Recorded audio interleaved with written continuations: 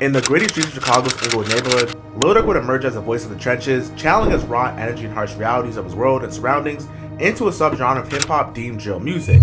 As Lil Durk quickly rose to prominence, his vivid lyrics about gangbang and melodic flow painted a stark picture of a life on the south side of Chicago. But his smirk elevated in the rap game, he would find himself caught between two worlds: the unforgiving streets that brought him so much pain and sorrow, and a spiritual path that called him in 2020, publicly committed to Islam, even calling himself the Allah of Chicago.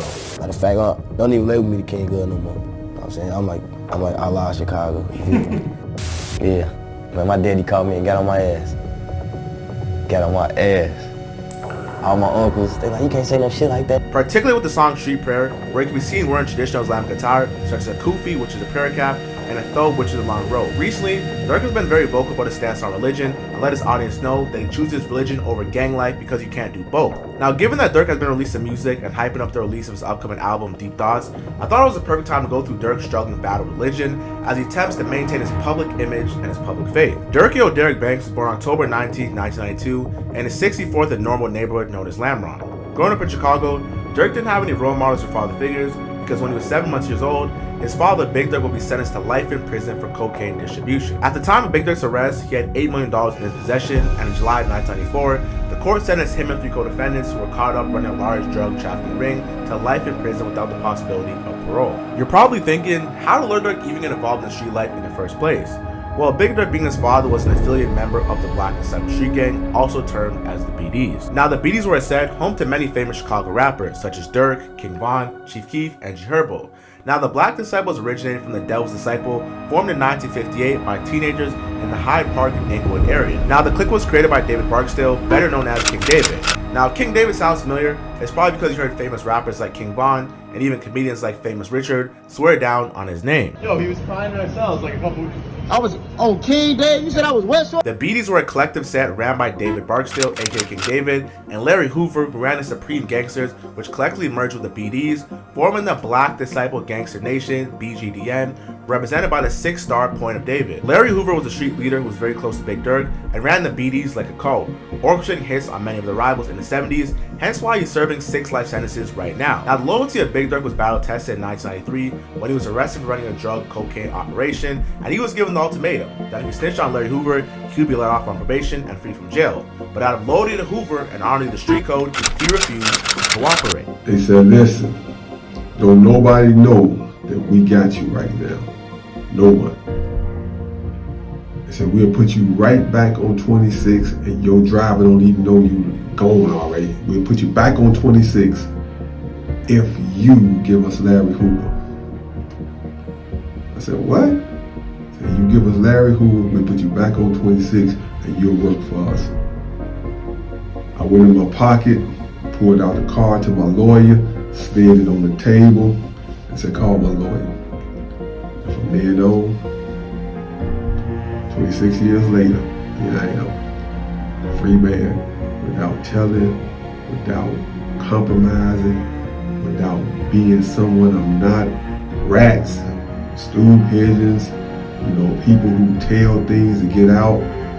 This is the type of life, we don't live this type of life. I'm a Muslim first and foremost, no doubt about it. But even in Islam, we don't believe in telling. The absence of Durk's father profoundly affected the upbringing of Durk and his brother D-Thang, as they wanted to uphold their father's reputation and emulate his lifestyle as to shape their own image as artists. My daddy was one of the big guys. I seen it a lot growing up. I said my dad was everywhere. I'm like, man, I want to be just like him. They say he got caught with 8 million and like 6 bricks. Being one of 10 children, Durk would spend most of his early life living with his grandmother while his pops was locked up and his mother was hooked on drugs. But in his late teens, he would move back with his mother, all while dropping out of school and being on the streets all alone. I was 17 and out of school, living with my mom, starving, not eating, getting locked up, no focus, no guidance. When you got no guidance, you can't do much. Durk would almost foreshadow his need for religion in the future. Now, Durk would start rapping in 2011 and releasing multiple mixtapes and get the attention of his own friend Chief Keef from O-Block and the New York rapper French Montana, but those plans would fall through. However, Durk would secure a deal with Def Jam in 2012, just under 2 years of him taking rapping serious, which was a major milestone in his career. Following his record deal in the 2013-2014s, his infamous Sign to the Street mixtape series began. turning up the streets of Chicago and the drill scene. But in 2015, he released his debut album, Remember My Name, which debuted at number 14 on the Billboard 200 chart. Lil Durk would experience some serious trauma in his lifetime that permanently scarred him, starting with the death of his own cousin, OTF Newski, in May of 2014. Newski was killed while sitting in an SUV, and this will be the death of someone so close to Durk that set him down a path wanting revenge.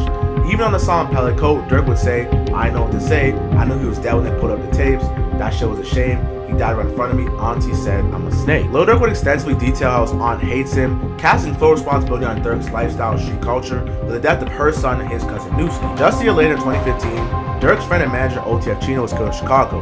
Now to the avid hip-hop fan and Durk's supporter, it felt like Lil Durk was cursed, and Durk already had a tumultuous upbringing in Chicago. Everyone that meant something to Durk was either dead or in jail or strung up on drugs. Now between 2015 and 2018, Durk was releasing several mixtapes and albums. However, he felt that he was essentially getting shelled by his label because they didn't know how to promote his music and the street lifestyle around him. With him being from the streets and rapping in a lot of ways about gangbanging and women, they really didn't know how to market him in a way that fit their brand. Durk would describe his evolution as an artist, and how Def Jam renovated their front office, eternally shelving him in his career. They just weren't for me. Like, they just didn't fit me. You feel like they didn't understand your music? That, my story, they didn't understand nothing of me. Like, don't get me wrong, it's a few people that was rocking with me, but they didn't really know what to do with me. Like, they was just looking like, we gonna try this single, then put out an album. And me being young, I just did it, you know what I'm saying? But it never worked. So next album, I'm like, let's try this. And it was like, nah, we gonna do this again. So that's when I knew like they ain't really care. What role did French Montana play in your career, if any? My big brother, mentor.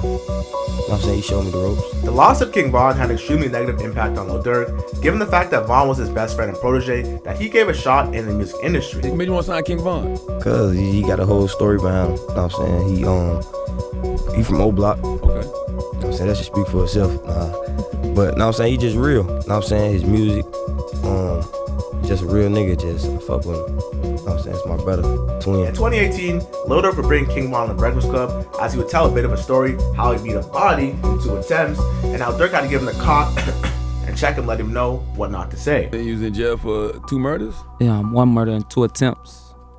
I just beat. How you beat that? What you mean I beat? I mean, you did trial? You gonna Yeah, beat it. for You sure.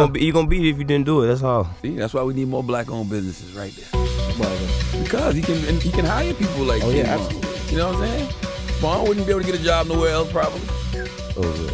Shit, when you get to that line, have you ever been convicted of... He a dead star nigga. Have you ever been No arrested experience is doing nothing. I ain't, Word. Given the heated conflict of the NBA Youngboy vs Lil Durk beef, Von inherited the beef out of Lodi the Schmirk. But who would have thought just 2 years after this interview, Von would take his last breath? November 2020, when King Von was in Atlanta, celebrating the release of his debut album, Welcome to O Block, at a club, through the grapevines, he got the word that Quan Lorano was nearby and ambushed him outside the Monica Hookah Lounge in downtown Atlanta, beating his ass, and then Lil Tim, Quan Lorano's man, would shoot and kill King Von in self-defense, which ultimately led to a bloody shootout. The death of King Von was unexpected for the main reason that he survived the tough streets of Chicago only to die out of town to Lil Tim and Quan Lorano in a situation that could have easily been avoided because he was the aggressor. Lil Durk would tragically find out on Instagram Live that Von was killed, and in an act for suburban hip-hop fans, Youngboy fans to troll Durk, encouraging retaliation, social media users coined the term slide for Von. Just as if Lil Durk didn't have enough trauma to grieve with, he experienced a death that cut deeper than King Von, the death of D-Thang's blood older brother. Although D-Thang didn't have a prominent rap career, he was still someone very close and dear to Durk, as street life would have real consequences, as D-Thang was killed outside of Illinois nightclub, and Durk would evidently be forced to raise his niece and nephews, his brother's children, like a real uncle would. Deaths of Newski, Von, and D-Thang represent a series of key losses in his life, seeking solace and stability. In the face of such personal loss, Lil Durk turned to faith in Allah as a source of comfort and stability. Islam, there's heavy influence on faith, and what is meant for you will happen as your life has already been written. In 2020, around the time of Von's death, Durk began publicly acknowledging his faith to Islam more openly, and in the last year or so, he began encouraging other rappers to convert to Islam. Although Durk has been trying to change his public image while embracing his faith, his violent gangbang lyrics about the south side of Chicago has caused many lyrical contradictions. Lil Durk has a long track record of dissing his dead ops, such as Tuka, and even dissing FBG Duck, his top op, after he was murdered on the song Should Have Ducked, featuring Pooh Shiesty. Now, the sinister story behind the death of Duck is when King Von was seen given $100K in his infamous hood vlog, it's been reported that this $100K was a bounty that he put on Duck's head, and O Block 6, who were caught going and leaving the scene in downtown Chicago, one of the busiest streets ever, were all convicted, and all 6 will probably serve the rest of their life in jail without the possibility of parole. Lil Durk's pivotal role in the development of drill music has made it really hard for him to escape the scrutiny from the public. Now, these rappers affiliated with local street gangs such as 300, 63rd, O Block, Lamron have made a name and reputation in the streets by repping their gang, bragging about their top shooters, who committed what murder, and how could I forget the amount of dead guys that their next rivals have lost. However, it seems like recently, Durk has attempted to right his wrong. In August of 2024, Lil Durk made a post saying, "I don't gangbang, I'm Muslim." Basically what I'm saying on my last post is, in so many ways, you can't do both. I'm gonna be the one to say it. So if you follow me as a brother, as a friend, as an icon, follow me in my new chapter of life. When I make music, I rap about what I've seen and been through, not telling you to do. It's a huge difference. The music won't change, but my life goals will. And Lil Durk capped it off saying, "Don't label me as anything outside of a man, a father, and 1,000% a Muslim." Although Lil Durk's father was locked up for the majority of his life and then freed in 2019, he was a major contributing factor to his son Durk converting to Islam and living his life in the right way. As despite his father being a gangster himself in his days, he believed Durk was getting older and a divine intervention occurred. Durk, being a mega rap star and literally the voice of Chicago, used his influence to convert the youth to Islam, stepping away from the violence, something that made him feel so good, as he would post videos on social media encouraging prayer and the worship towards Allah. Following Lil Durk's path can be quite confusing, as one day he's dissing dead ops on Should Have Duck, and the next day he's leading out in prayer. Now, not to judge Lil Durk for his actions because he's a changed man, and devoted family man might I add, but we have to outline the facts. Some individuals even find Durk's stance on religion a bit controversial, as he's been seen wearing a diamond chain with the pendant being the star of Islam. Now, although the item has major significance and importance, wearing jewelry is considered haram and against Muslim beliefs. With fans online saying, does he know making music is haram, or does he only like following the rules that he likes? Durk is a terrorist now? Damn.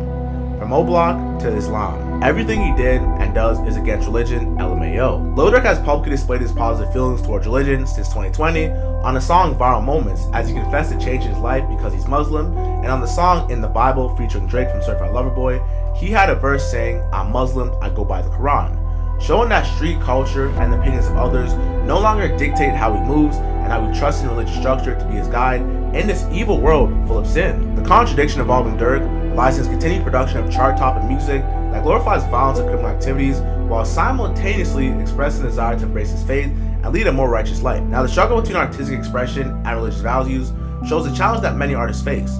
Although they've escaped the trap and elevated their lifestyle, their biggest hit records that garnered the most attention came from rapping about their menacing life of crime, which they did to survive on the south side of Chicago. Lil Durk has undergone significant personal growth in the recent years, particularly in his spiritual life and community involvement. With songs like Viral Moment, In the Bible, and Street Prayer, featuring lyrics about his Muslim identity, while he's been seen wearing traditional Islamic attire in music videos. Durk's faith has become a central part of his identity and career decision. He's made efforts to distance himself from his past gang affiliations, stating explicitly, "I don't gangbang, I'm a Muslim." This shift represents significant change from his earlier image and lyrical content, which often focuses on street life and violence. In terms of personal development, Durk has been open about his struggles with substance abuse and his experience in rehabilitation.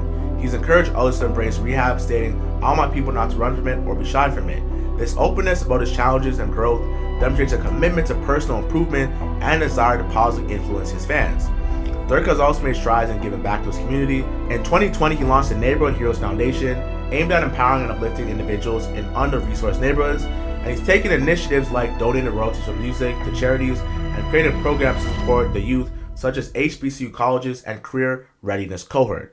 Now, thank you for watching this dive into Durk's struggle and battle with religion. If you enjoyed this video, make sure you turn on the post notification bell. Post notification bell, that's really important to me. It helps me go in the algorithm. Thank you for watching. Jared the Star. We on to the next. Let's get it.